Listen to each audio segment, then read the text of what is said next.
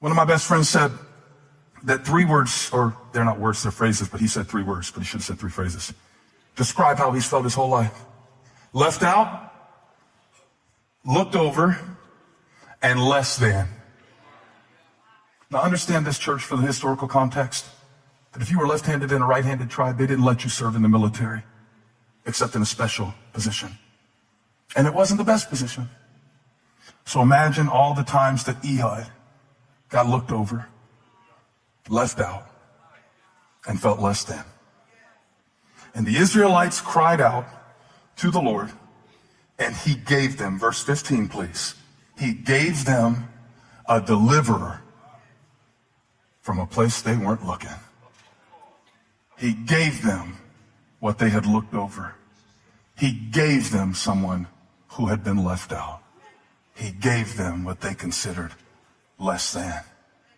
And we regard Christ according to the flesh, we miss his glory because God will always wrap his favor in flesh. And when we look for God to do something only from the right hand of what we consider a blessing, we miss what's on the left every time. I'm trying to say, God's trying to give you stuff, but you're watching the wrong hand. You're waiting for everything to go right. But sometimes God wants to bless you from the left. Now do you see why I invited myself to preach this message? Because it's been 18 years they've been struggling.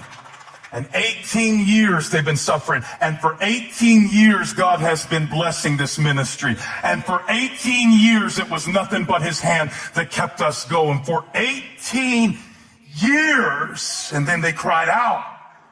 And God sent them a blessing from the left. So watch what happens when he goes. The Israelites sent him with tribute to Eglon, king of Moab. And I want you to picture this in your hand, because this loner called a loser, looked over and left out. This loner called a loser, looked over and left out. That's not always just the way people talk about you. Sometimes that's the way you talk to yourself. This left-handed warrior, this left-handed judge, he takes the tribute to the enemy king.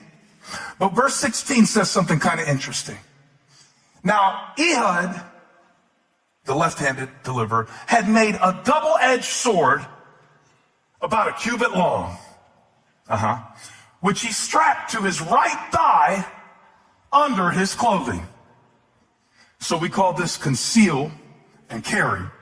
All right? Not making a political statement. This is just, they would have canceled the Bible.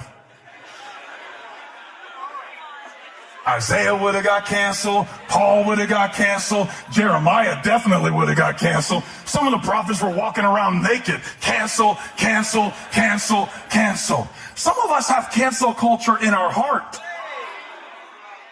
And anything that doesn't look like, oh yeah, I'm coming for him this morning, mama. I'm coming for him on my 18th birthday. I didn't come here just to blow a kazoo. I came here to break a chain. Because every once in a while, you have canceled out something that God came to give you, and you keep canceling. He carried a weapon in to deliver his people, and it was, first of all, it was concealed. Everybody say concealed. He put it under his clothing. Watch what he did. Verse 17. He presented the tribute to Eglon, king of Moab, who was a very fat man. I didn't call him that. The Bible did. Don't cancel me. Cancel Judges. He was a fat man. You couldn't even read the Bible if it was written today. He was a fat man. So Ehud presented the tribute. Here's your stuff. We hate you. 18 years of slavery. Keep going. And he sent the rest of them on their way, because sometimes you got to do what God gave you to do, and nobody's going to get it, but you've still got to do it. So he sent them away, and they carried it out. But on reaching the stone images near Gilgal, he himself went back to Eglon and said, Your Majesty, I have a secret message for you. And the king said to his attendants, Leave us. And they all left. And Ehud then approached him while he was sitting alone in the upper room of his palace and said, I have a message from God for you. And the king gets up from his seat, knowing nothing. Because if they came in from the tribe of Benjamin, they were probably searched for weapons. But the warriors always carried their weapon on the opposite leg that they intended to draw it from.